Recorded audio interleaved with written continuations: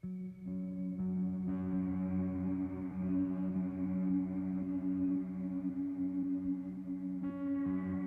new world, a rising question. America's story does not begin with independence. It begins with a wilderness, a continent cursed and blessed with possibility, and a question that would echo for centuries. Who has the right to rule a people?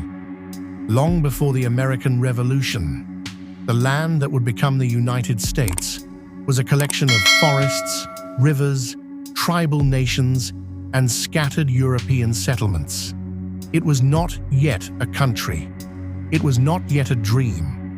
It was simply a place where people from different corners of the world collided, struggled, survived, and planted seeds that would one day grow into rebellion.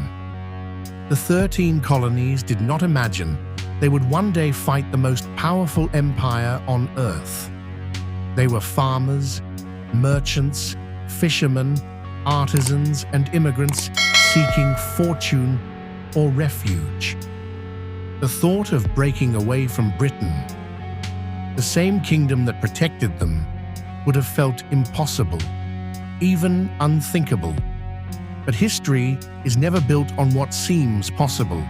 It is built on pressure, disagreement, conflict, and the gradual awakening of a people who begin to see themselves not as loyal subjects, but as something more. Before independence came ambition. Before rebellion came frustration. Before freedom came the struggle that shaped the identity of an entire nation. And so, the story begins. Chapter 1. The Roots of a Colony.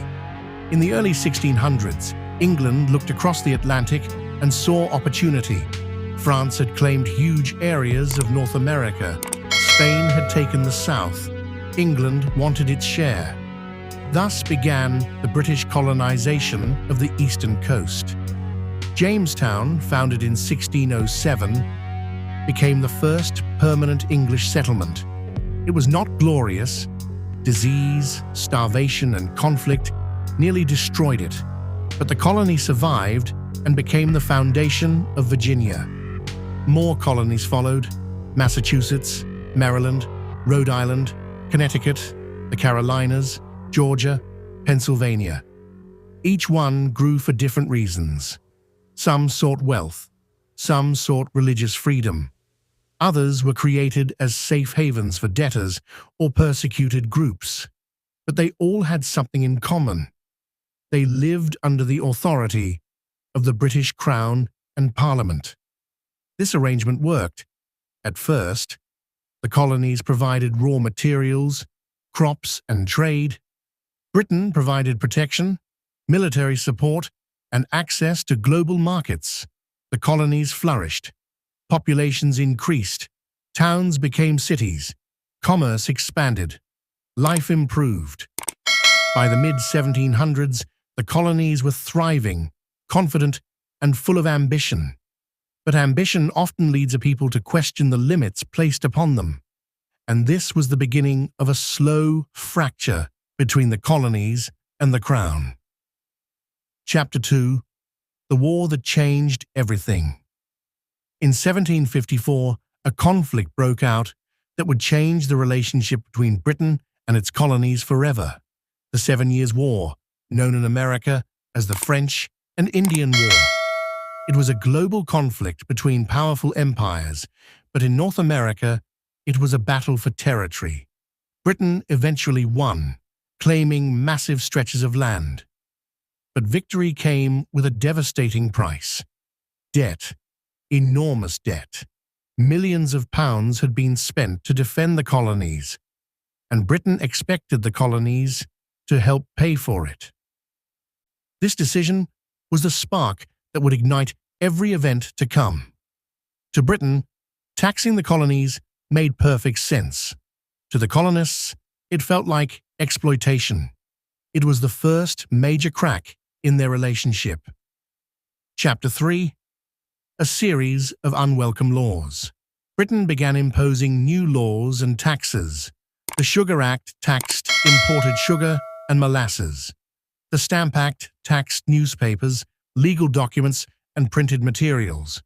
The Quartering Act required colonists to house British soldiers. The Townshend Acts taxed glass, paint, paper, and tea. To the colonists, this wasn't just about money, it was about power, and who deserved to wield it. They had always governed themselves through local assemblies.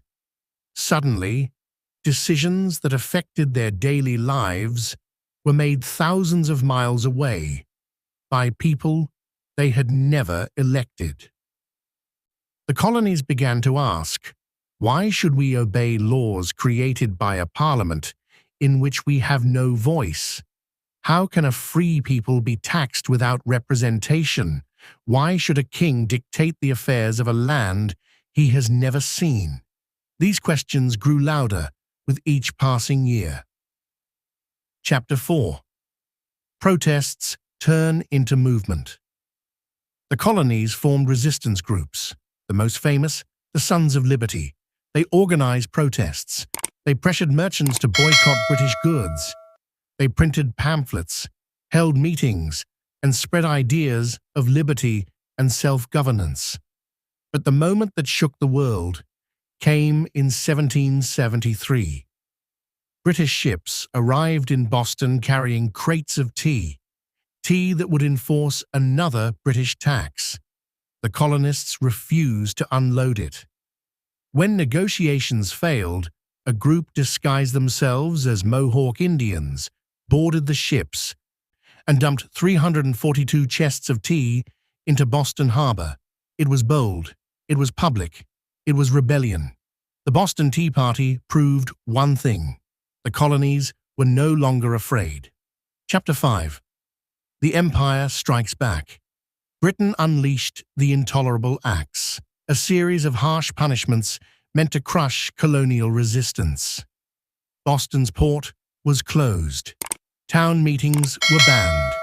British soldiers gained more powers.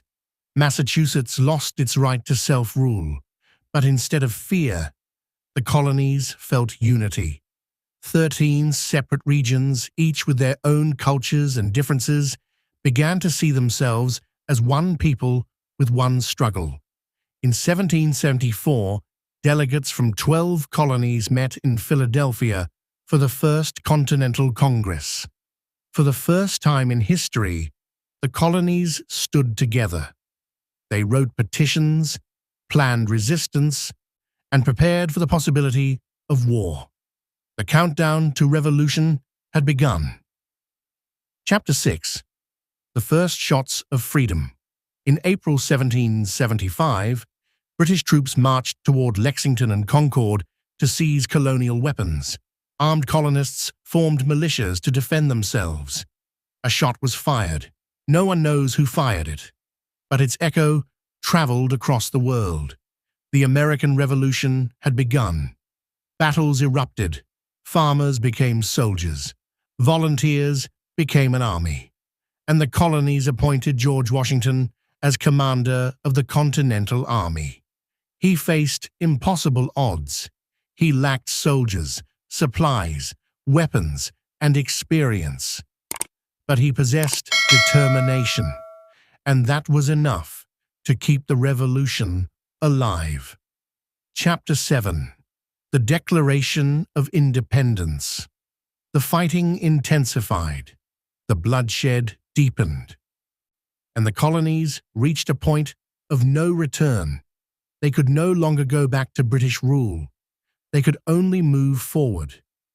So in June 1776, a young delegate named Thomas Jefferson was chosen to write a document that would change the world, the Declaration of Independence. On July 4, 1776, the Continental Congress adopted it. The colonies declared themselves free states, independent states, no longer subjects of the British Crown. By signing their names, they risked execution for treason, but they signed anyway, because freedom demands risk. Chapter 8. The War Turning Point. The war raged on. Britain struck hard, capturing cities and ports. Washington's army endured brutal winters, hunger, and defeat. Then came a miracle.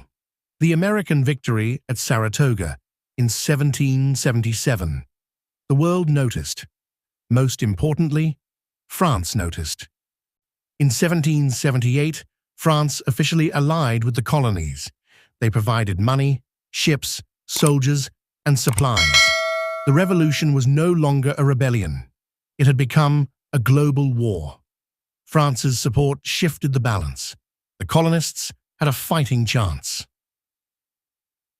Chapter 9. The Final Blow at Yorktown. In 1781, British General Cornwallis set camp in Yorktown, Virginia. He expected reinforcements, but fate had other plans. Washington marched south. French ships blocked the British escape by sea. The British army was surrounded. After weeks of bombardment, Cornwallis surrendered. This was the decisive victory. The war was essentially over. Chapter 10. The Birth of a Nation. 2 years later, in 1783, the Treaty of Paris was signed. Britain officially recognized the United States of America, a new nation, a free nation. Born from conflict, sacrifice, and an idea stronger than any empire. The idea that people can choose their own destiny. Subscribe to this channel and stay tuned for part 2 of this history, which I'm about to unveil.